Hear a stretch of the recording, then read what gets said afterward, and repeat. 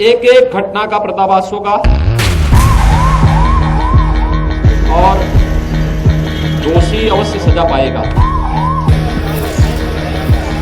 जी हाँ, जरूरी होगी। सीबीआई जांच के लिए भी तैयार है। सरकार किसी भी चीज में जो पूज्य पंच परमेश्वर या अखाड़ा परिषद जो भी मांग रखेगा, सरकार किसी मांग से पीछे नहीं। मृत्यु हुई है, उसमें भी कहीं न कहीं संदिग्ध जानकारियां मिल रही हैं। ये मिस्ट्री क्या है, क्या कारण था, ये बड़ा विषय है। आनंद गिरी को कल ही हिरासत में वहाँ कस्टडी में लिया गया था। उन्होंने आत्महत्या लिखा है कि मैंने आत्महत्या की, और वो किसी अपने शिष्य से दुखी थे। ये बहुत बड़ा षड्यंत्र है। हम गुरु शिष्य के बीच में कभी कोई विवाद नहीं रहा। अब उन्होंने लेटर लिखा है तो पहले उनकी राइटिंग को जांचा जाएगा, फिर उसके अंदर के मंतव्य को जाना जाएगा। गुरु जी सुसाइड नहीं कर सकते, उनकी हत्या हुई है। आत्महत्या तो हो ही नहीं सकती, उसकी हत्या है।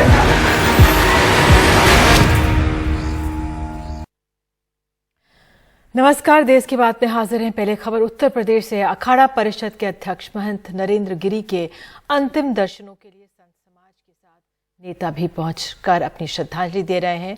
मुख्यमंत्री आदित्यनाथ ने महंत को अंतिम श्रद्धांजलि दी।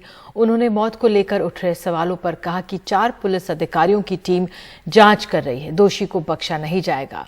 मुख्यमंत्री ने कहा कि संवेदनशील मामला है, बयानबाजी ना हो। मुख्यमंत्री से पहले उप मुख्यमंत्री केशव प्रसाद मौर्य ने भी कहा है कि सरकार हर जांच के लिए तैयार है, सीबीआई जांच के लिए भी तैयार है। एनडीटीवी के पास नरेंद्र गिरी की अंतिम चिट्ठी भी है और चिट्ठी में आनंद गिरी, आद्य गिरी को जिम्मेदार बताया गया है और तमाम ये सब चीजें हैं। आपको आगे बढ़ते हैं। हमारे सहयोगी हमारे साथ अजय सिंह मौजूद हैं और अजय सिंह से बात करेंगे। अजय, ये पूरा जो ये मामला है, मामले को लेकर आप बनारस में मौजूद हैं, क्या कह रहे हैं लोग?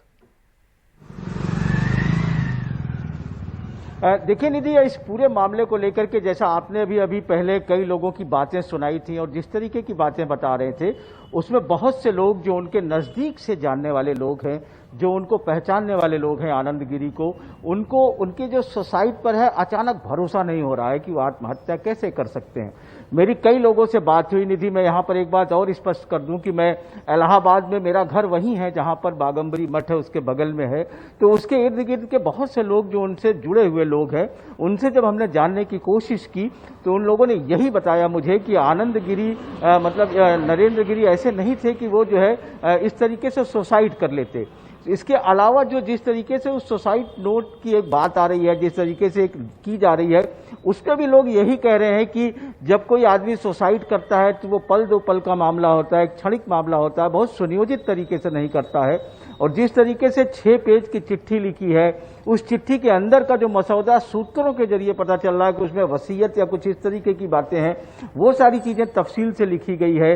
और भी जो बहुत सी चीजें निकल के आ रही कि वो खाना खाते हैं 1-1:30 बजे, फिर वो 3 बजे सोने जाते हैं, फिर 5-6 बजे तक जब नहीं आते हैं तब उनके कुछ 1-2 शिष्य हैं, उन्होंने दरवाजा धक्का दिया, तब उन्हें लटका हुआ पाया।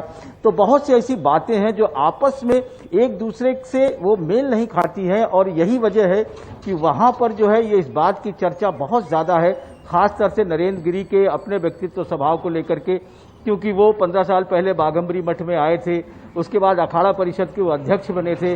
अखाड़ा परिषद को लेकर के उन्होंने काफी ज्यादा बहुत से काम किया था। हम लोग जब कुंभ के दौरान या माघ मेले के दौरान कवरेज पे जाते थे तो अक्सर नरेंद्र गिरी से मिला करते थे, वहां पर जाकर के उनसे बातें करते थे, तो बहुत पॉजिटिव बात करते थे। तो इन सब चीजों को लेकर के ऐसा नहीं है कि लोगों को अचानक लग रहा है कि उन्होंने कैसे सुसाइड कर लिया। ये अलग बात है निधि कि बीच में वो विवादों में रहे। बागम्बरी मठ की जो जमीन है उसमें बेचने पर उसमें फ्लैट बना, उसको लेकर के काफी विवाद था। बागम्बरी मठ वो निरंजनी अखाड़े से संबंधित थे, उसके बीच में उनके अपने आपसी विवाद हुए। तो इस तरीके से बहुत बातें, विवाद उनके साथ जरूर जुड़ा रहा, लेकिन उसमें कोई सुसाइड करने की और इस तरीके की बातों को लेकर जरूर आश्चर्यचकित है। बिल्कुल। अजय, एक अंत में ये सवाल कि जो संत समाज ही परेशान होगा, उनका क्या कहना है, और बागम्बरी मठ का महत्व? देखिए, जो बाघंबरी गढ़ का जो महत्व है वो बता दें कि वो बहुत बड़ा महत्व बाघंबरी मठ का इसलिए बनता है क्योंकि जो लेटे हुए हनुमान जी हैं, जिनकी पूरे भारतवर्ष में बहुत प्रसिद्धि है लेटे हुए हनुमान जी की, और उस तरीके की प्रतिमा कहीं नहीं है। संगम के किनारे है, तो एक बहुत बड़ा महत्व वहां से जुड़ता है। दूसरा, बाघंबरी मठ जो है वो निरंजनी अखाड़े से जुड़ा हुआ है और उसके ठीक सामने महानिर्वाणी की भी जमीन है। तो जब कुंभ में पेशवाई निकलती है तो वो निरंजनी और महानिर्वाणी दोनों की पेशवाई बाघंबरी मठ की गद्दी के जमीन से ही निकलती है, यानी एक वो भव्य वातावरण वहां दिखाई पड़ता है, उसका एक महत्व होता है। संत समाज की जहां तक बात आप कर रही हैं, तो संत समाज में इस बात को लेकर आश्चर्यचकित है। मेरी बहुत से बनारस में भी संतों से बात हुई, बहुत से लोगों से, तो हर लोग अभी इस पे कुछ भी बोलने से बचना चाहते हैं। वो लोग देख रहे हैं कि आखिर ये कैसे हो गया, अप्रत्याशित घटना कैसे घट गई कि एक संत जो इस तरीके से थे, अखाड़ा परिषद के अध्यक्ष थे, जो उनकी अगुवाई करता था, वो तमाम लोग कैसे आखिर इस तरीके से कैसे वो कर सकते हैं। तो इन चीजों को लेकर के जरूर यहाँ पर वो है, और संत जो है वो सख्ते में जरूर नजर आ रहे हैं। निधि, बिल्कुल, वाकई बहुत चिंताजनक स्थिति है। बहुत बहुत धन्यवाद आपका इस जानकारी के लिए अजय।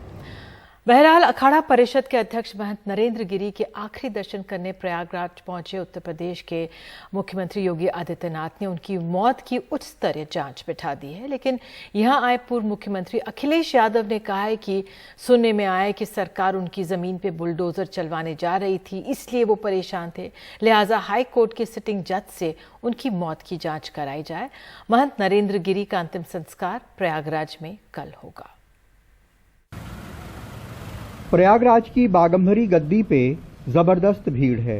लोग महंत नरेंद्र गिरी के आखिरी दर्शन के लिए चलते आ रहे हैं। बड़े पैमाने पे पुलिस का इंतजाम है। सुबह सुबह यहां पहुंचे सीएम योगी आदित्यनाथ ने उनके पार्थिव शरीर पे फूल चढ़ाए और उनकी मौत पे जांच बिठाने का ऐलान किया। कल की घटना को लेकर के बहुत सारे साक्ष्य कलेक्ट किए गए हैं, जो यहाँ के एडीजी जोन, आईजी रेंज और डीआईजी प्रयागराज, ये तीनों, और मंडलायुक्त प्रयागराज, ये सभी अधिकारी एक साथ मिलकर के टीम वर्क के साथ इस कार्यक्रम को आगे बढ़ा रहे हैं। एक एक घटना का पर्दाफाश होगा और दोषी अवश्य सजा पाएगा। महंत नरेंद्र गिरी की मौत से एक रोज पहले ही उनसे आशीर्वाद लेकर आए डिप्टी सीएम केशव मौर्य उनकी मौत का राज जानने के लिए सीबीआई जांच कराने को भी तैयार हैं। सोच करके सुन करके ही मैं बता नहीं सकता हूं क्या बीत रही है हम लोगों पर। पूरा प्रयागराज दुखी है, पूरा प्रदेश और देश दुखी है, और जिस भी कारण से महाराज जी की यह स्थिति हुई है, हर कारण की जांच कराएंगे और जो भी इसके दोषी होंगे उनको खोज निकालेंगे, उनको कठोर से कठोर से कठोर से कठोर दंड दिलाएंगे। महंत नरेंद्र गिरी को श्रद्धांजलि देने पूर्व मुख्यमंत्री अखिलेश यादव भी आए। नरेंद्र गिरी से अखिलेश यादव के अच्छे संबंध रहे हैं। उन्होंने कहा कि सुनने में आया है कि सरकार उनकी जमीनों पर बुलडोजर चलाने जा रही थी। उन्होंने इसकी हाईकोर्ट के जज से जांच कराने की मांग की। सरकार किसकी है? और सुनने में यहाँ तक आ रहा है, जो लोग चर्चा कर रहे हैं कि उनकी जमीनों पर बुलडोजर चलने जा रहा था। अगर ये सच्चाई है, अगर वो मानसिक रूप से परेशानी थी, तो आखिर क्या कारण था? ये हाई कोर्ट की सिटिंग जज जांच करेंगे, उसमें सच्चाई बाहर आ जाएगी। बाघंबरी मठ की सैकड़ों करोड़ की संपत्ति झगड़े की वजह बताई जा रही है। मठ के उत्तराधिकार का भी विवाद है। पुलिस के मुताबिक नरेंद्र गिरी ने अपने सुसाइड नोट में अपने शिष्य आनंद गिरी, आद्या तिवारी और संदीप तिवारी को भी आत्महत्या के लिए जिम्मेदार ठहराया है। आद्या और संदीप तिवारी को पुलिस कल प्रयागराज में पकड़ चुकी है और आनंद गिरी के खिलाफ नरेंद्र गिरी के एक और शिष्य अमर गिरी ने आईपीसी की दफा 306 में आत्महत्या के लिए मजबूर करने के इल्जाम में एफआईआर करवा दी है। सभी जोन और परिक्षेत्र के वरिष्ठ अधिकारी मौके पर हैं और विवेचना पूरी तरीके से निष्पक्ष और पारदर्शी तरीके से की जा रही है, और विवेचक इस संबंध में अब किनकी गिरफ्तारी होनी है और किस एविडेंस के आधार पर होनी है, ये डिसीजन लेंगे। बाघंबरी मठ पर देश भर से साधु संतों के आने का तांता लगा है। अयोध्या से यहाँ पहुंचे महंत धर्मदास ने कहा कि संतों का विश्वास है कि आत्महत्या नहीं बल्कि हत्या है। आत्महत्या तो हो ही नहीं सकता, कि हत्या है हत्या के नाना प्रकार होता है, उस प्रकार में एक ही मान लीजिए। तो आत्महत्या क्यों नहीं हो सकती आपको लगता है? वो वैसा काम ही नहीं कर सकते हैं। और आत्महत्या देखिए, जहाँ पर आदमी सोता है वहाँ पर सो रहे हैं, वहाँ उनका कमरा ऊपर है, यहाँ पर नीचे आकर के आत्महत्या क्यों करें? महंत नरेंद्र गिरी देश के सारे अखाड़ों के अध्यक्ष थे। लाखों आस्थावान की आस्थाएं उनके अंदर थीं, इसलिए ज़रूरी है कि इस विवाद का हल हो, उनकी मृत्यु को लेकर के जितनी आशंकाएं हैं दूर हों, अगर कोई दोषी हो तो उसे सजा भी मिले। प्रयागराज में नितिन और कैमरामैन राजेश गुप्ता के साथ कमाल खान, एनडीटीवी इंडिया। और आइए अब उस आनंद गिरी के बारे में जानते हैं जिसे महंत नरेंद्र गिरी ने अपनी खुदकुशी के लिए जिम्मेदार बताया है। वो कभी उनका इतना प्रिय शिष्य था कि लोग उसे ही उनका उत्तराधिकारी समझते थे। पिछले कुछ वक्त से गुरु शिष्य के रिश्ते खराब थे। झगड़े की वजह बाघंबरी मठ की सैकड़ों करोड़ की जायदाद बताई जा रही है। आनंद गिरी नरेंद्र गिरी पे मठ की संपत्तियों को बेचने का आरोप लगा रहे थे। अब नरेंद्र गिरी के सुसाइड नोट से वो खुद फंस गए हैं, लेकिन उनके शिष्य उनके समर्थन में अभियान चला रहे हैं। आनंद गिरी संतों में हीरो माने जाते हैं। फेयर, स्लिम, टॉल, लंबे बालों वाले खूबसूरत योगगिरी। नरेंद्र गिरी टीनेजर आनंद को हरिद्वार के किसी आश्रम से लाए थे। वो उनके सबसे प्रिय शिष्य माने जाते थे। हर कोई उन्हें उनकी गद्दी का उत्तराधिकारी समझता था, लेकिन गुरु से झगड़ा हुआ तो उसे धर्म युद्ध कहने लगे। आदिगुरु शंकराचार्य जी ने हम नागाओं को एक नारा दिया था, एक हाथ में शस्त्र एक हाथ में शास्त्र। आज ये विवाद गुरु शिष्य का नहीं है। मैं हार जाऊं या वो हार जाएं, मैं जीत जाऊं या वो जीत जाएं, इस बात पे नहीं है। बात इस पे है कि आज प्रयागराज की अस्मिता पे ही ये सवाल है। आनंद गिरी ने नरेंद्र गिरी पर बाघंबरी मठ की 40 करोड़ की जमीन बेच डालने का आरोप लगाया। आनंद की तरफ से नरेंद्र गिरी पे ज्यादातर हमले फेसबुक पे वी सपोर्ट स्वामी आनंद गिरी और फैंस स्वामी आनंद गिरी नाम के फेसबुक पेजेस से होते थे।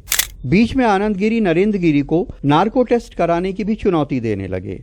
मैं सच या झूठ बोल रहा हूं, उसके लिए चाहे तो सरकार की मदद लेकर के नार्कोटिक टेस्ट भी मेरा कराया जा सकता है, लेकिन साथ ही साथ अपेक्षा ये भी करूंगा कि उधर से भी नार्को टेस्ट हो और अगर वो दोषी पाए जाए तो उन पे भी कार्रवाई करने का आप सामर्थ्य रखें।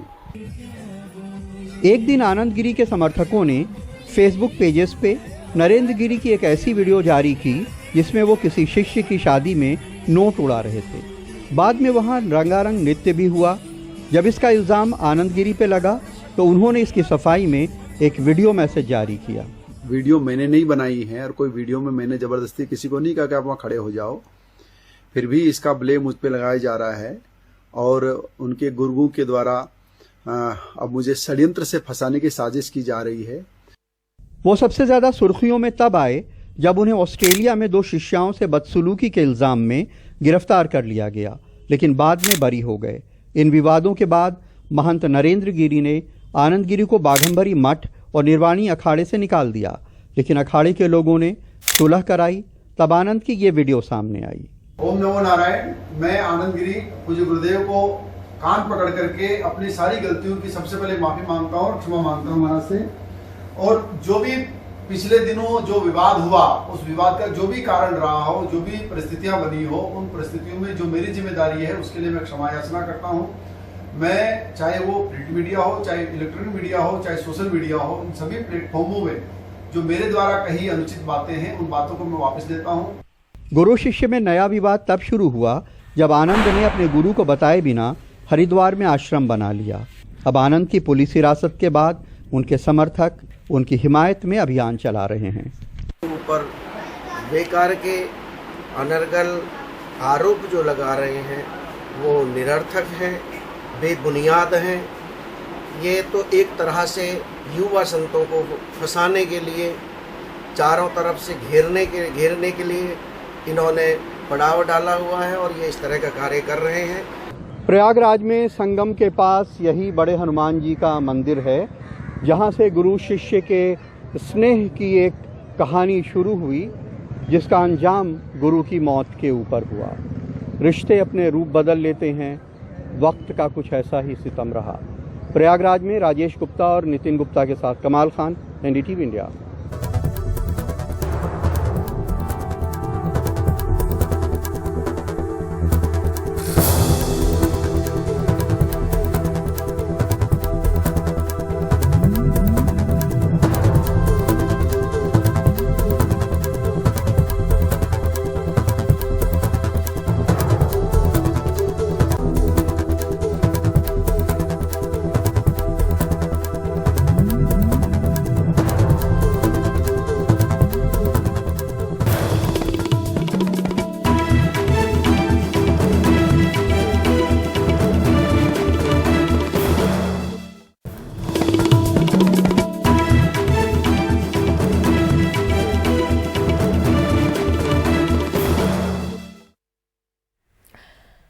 कल योगी आदित्यनाथ का दौरा है और आज सैकड़ों किसानों ने ग्रेटर नोएडा विकास प्राधिकरण के दफ्तर के बाहर विरोध प्रदर्शन शुरू कर दिया है।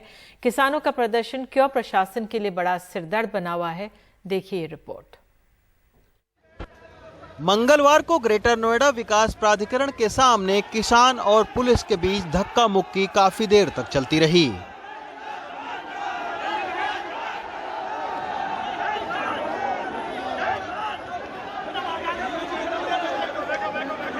काफी देर चली झड़प के बाद आखिरकार किसान नोएडा विकास प्राधिकरण के सामने धरने पर बैठ गए। किसानों की मांग है कि उनसे कोर्ट न जाने की शर्त पर 10% प्लॉट और 64% मुआवजा देने का वादा किया था, उसे पूरा किया जाए। किसानों की जमीन पर लगे उद्योगों में से उन्हें नौकरी दी जाए। किसानों के भूखंड पर से पेनाल्टी हटाई जाए। पूर्व के संघर्ष के दौरान जो किसानों के हक मिले थे, मौजूदा सरकार और प्राधिकरण के अधिकारियों ने एक एक करके वो खत्म करने का काम किया। कैसे? सबसे पहले तो हमारा जो 10% देने का एक फरमान था, जो समझौता था, उसको खारिज कर दिया। उसके बाद जो हमारे संघर्ष के दौरान जो हमारे घर एक्वायर कर लिए थे, वो संघर्ष से हमने छुड़वाए, उन पे भी जांच बैठा दी। कितने किसानों को नहीं मिला है ये उनका? तकरीबन ये 30,000 किसान परिवार हैं। 30,000 किसान परिवारों को प्लॉट नहीं मिला? प्लॉट नहीं मिला, जो इन्होंने शासन ने नष्ट कर दिए, जबकि ये समझौता किया था कि आप कोर्ट नहीं जाएंगे तो आपको 10% दिया जाएगा। एफिडेविट लगवाए किसानों से। बुधवार को उत्तर प्रदेश के मुख्यमंत्री योगी आदित्यनाथ ग्रेटर नोएडा पहुंचेंगे। जगह जगह ऐसे बैनर पोस्टर लगाकर उनके स्वागत की तैयारी चल रही है। इसी के चलते भारी पुलिस फोर्स की तैनाती भी की गई है, ताकि मुख्यमंत्री के दौरे के दौरान कोई दिक्कत न हो। ग्रेटर नोएडा अथॉरिटी के सामने किसान और पुलिस आमने सामने हैं। लगातार झड़प हो रही है। आप देख सकते हैं कि यहाँ पर किसानों को हटाने की कोशिश कर रही है पुलिस, लेकिन उसके बावजूद मानने को तैयार नहीं है। और पूरे ग्रेटर नोएडा अथॉरिटी को आप देख सकते हैं कि छावनी में बदल दिया गया है, क्योंकि ग्रेटर नोएडा के आसपास के जो किसान हैं वो यहाँ पर प्रदर्शन कर रहे हैं। हालांकि ग्रेटर नोएडा में किसान लंबे समय से सरकार के खिलाफ धरना प्रदर्शन कर रहे हैं। कई बार बातचीत भी हुई, लेकिन कोई हल नहीं निकल सका। अब चुनाव से पहले एक बार फिर किसानों ने पहले पंचायत की, फिर अब विरोध प्रदर्शन करके सरकार पर दबाव डाल रहे हैं, ताकि किसानों को 10% प्लॉट मिले। ग्रेटर नोएडा से रवीश रंजन शुक्ला, एनडीटीवी इंडिया। देश में इन दिनों किसान आंदोलन सुर्खियों में है। हर सरकार बढ़ चढ़कर किसान हितैषी होने का दावा कर रही है, लेकिन हकीकत क्या है? सरकारों को किसानों या कृषि विभाग की कितनी फिक्र है? इस खबर को देखिए, समझिए। ये मध्य प्रदेश से है।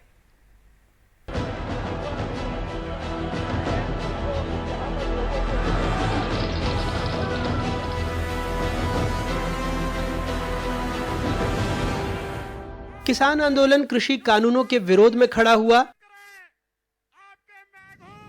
इस बहाने किसानों की बुनियादी दिक्कतों पर भी बहस शुरू हुई है, नकली खाद, बीज से लेकर भ्रष्ट सिस्टम तक।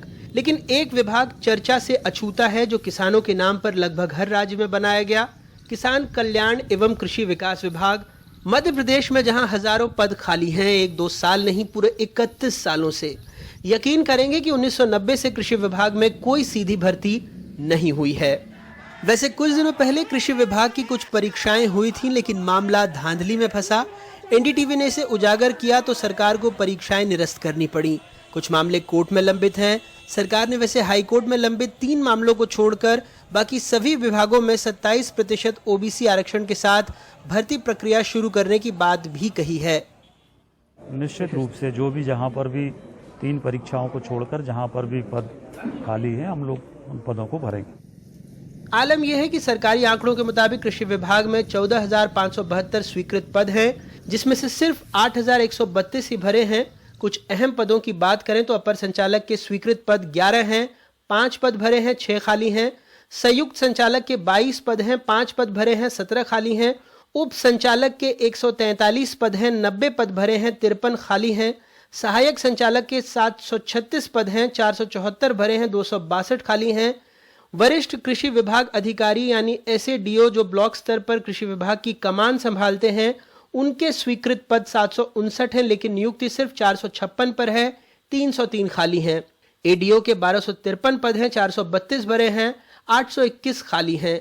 सबसे अहम गांव-गांव तक कृषि विभाग की योजनाओं को पहुंचाने वाले ग्रामीण कृषि विस्तार अधिकारी RAEO के 6,371 पद हैं, सिर्फ 712 भरे हैं, 5,659 पद खाली हैं। मध्य प्रदेश की सरकार, शिवराज जी की सरकार किसानों के वेलफेयर के लिए कई अच्छे भाषण देती है, कई अच्छे जुमले देती है, पर जमीनी हकीकत बहुत अलग है। आप समझिए कि मध्य प्रदेश में जो एक्सटेंशन का काम होना चाहिए, किसानों तक योजना पहुंचना चाहिए, टेक्नोलॉजी पहुंचना चाहिए, प्रोडक्शन की तकनीक पहुंचना चाहिए, उसके लिए कृषि विभाग है। उस कृषि विभाग में पद ही नहीं है। एक जिले में जहाँ 10 से 15 लोगों की जरूरत है, वहाँ 2 लोग बड़ी मुश्किल से मिल रहे हैं। ऐसे में ये लोग कैसे खेती का विकास करेंगे? ऐसे में पूरी जो व्यवस्था है वो चरमराई हुई है। मध्य प्रदेश में 51,000 से ज्यादा गांव हैं, यानी एक RAEO के कंधे पर 73 गांवों की जिम्मेदारी है।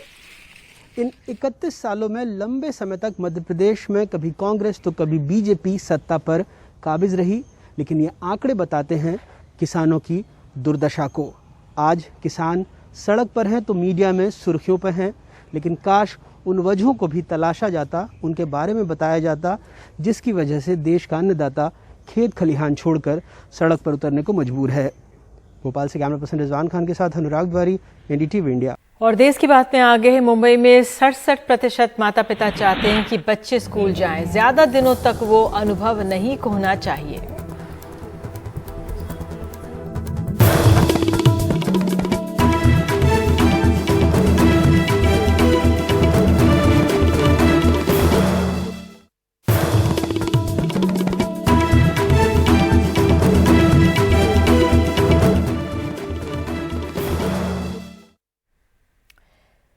देश की बात में खबर मुंबई से। एक सर्वे के नतीजे बताते हैं कि 59% जो माता पिता उनको लगता है कि महामारी के कारण उनके बच्चों की पढ़ाई का नुकसान हुआ है, और मुंबई में करीब 67% जो अभिभावक हैं वो अपने बच्चों को वापस स्कूल में भेजना चाहते हैं। उनका मानना है कि स्कूल के दोबारा खुलने से वो पढ़ाई का जो पूरा अनुभव मिलना चाहिए तभी वो संभव है।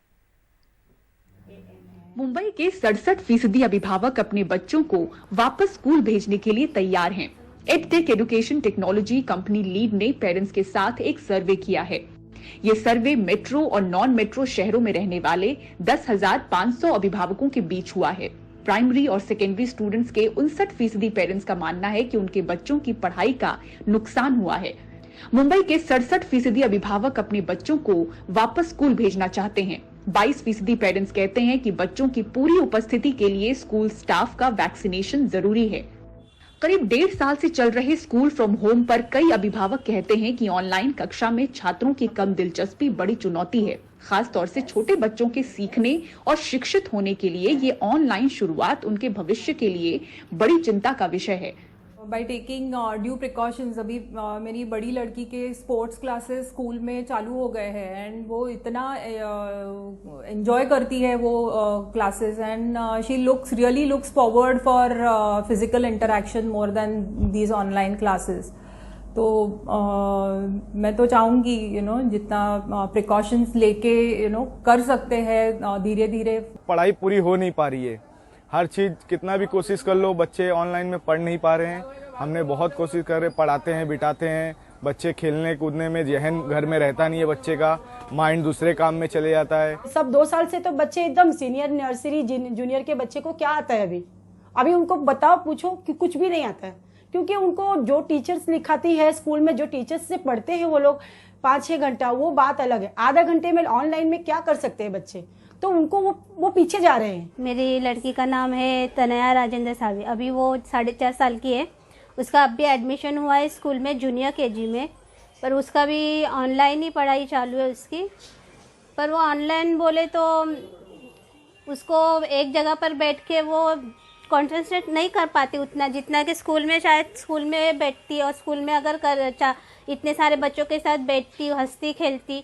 महाराष्ट्र में स्कूल खुलने पर कई बार विचार हुए, पर फिलहाल संक्रमण के मामलों पर नजर बनी हुई है। इस बीच शिक्षकों और नॉन टीचिंग स्टाफ के टीकाकरण पर जोर जारी है। मुंबई से पूजा भारद्वाज, NDTV इंडिया। और देश की बात में आगे है, उरी में आतंकियों की बड़ी पैमाने पर घुसपैठ बताई जा रही है और इसका असर मोबाइल और इंटरनेट सेवाओं पर पड़ा है।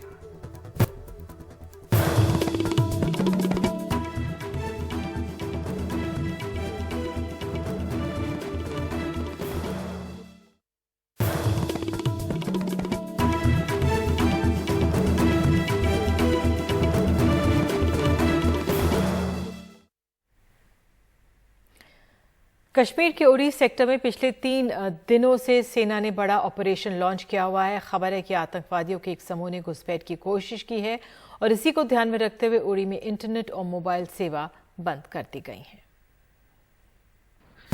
कश्मीर के बारामूला जिले का उरी सेक्टर 18-19 की देर रात 6 से 7 आतंकियों के ग्रुप ने घुसपैठ की कोशिश की।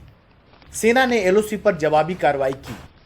अभी ये साफ नहीं हो पाया कि आतंकी वापस पाक की ओर चले गए या फिर अंदर दाखिल हो गए। सेना ने पूरे इलाके की घेराबंदी कर जबरदस्त तलाशी अभियान चलाया हुआ है। There's been operation which has been ongoing for last about 24 hours. रविवार को घुसपैठ की कोशिश को नाकाम करने के बाद ये तुरंत स्पष्ट नहीं था कि आतंकवादी पीओके में वापस भाग गए या नहीं। इसके लिए तलाशी अभियान जारी है। That issue has not yet been clarified or verified on the ground.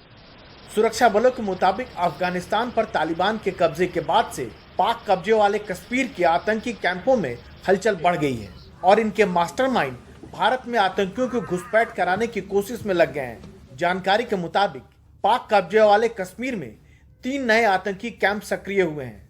अब इनकी संख्या 17 से बढ़कर 20 हो गई है। अंदेशा यह है कि अमेरिका के जाने के बाद तालिबान के हाथ लगे हथियार इन्हें न दिए जा रहे हों। सुरक्षा बलों ने इलाके में इंटरनेट और मोबाइल सेवाएं बंद कर दी हैं ताकि इन घुसपैठियों को किसी की मदद न मिल सके। एक तरफ नापाक मंसूबे तो दूसरी तरफ उसको नाकाम करने की कोशिश। घुसपैठ के हलचल का पता लग चुका है। अब कोशिश आतंकियों को ढेर करने की है, जिसको लेकर सेना का अभियान जारी है। श्रीनगर से नजीर मसूदी के साथ नई दिल्ली में राजीव रंजन, एनडीटीवी इंडिया। और इसी खबर के साथ आज देश की बात में इतना ही, लेकिन खबरों का सिलसिला एनडीटीवी इंडिया पर जारी रहेगा। नमस्कार।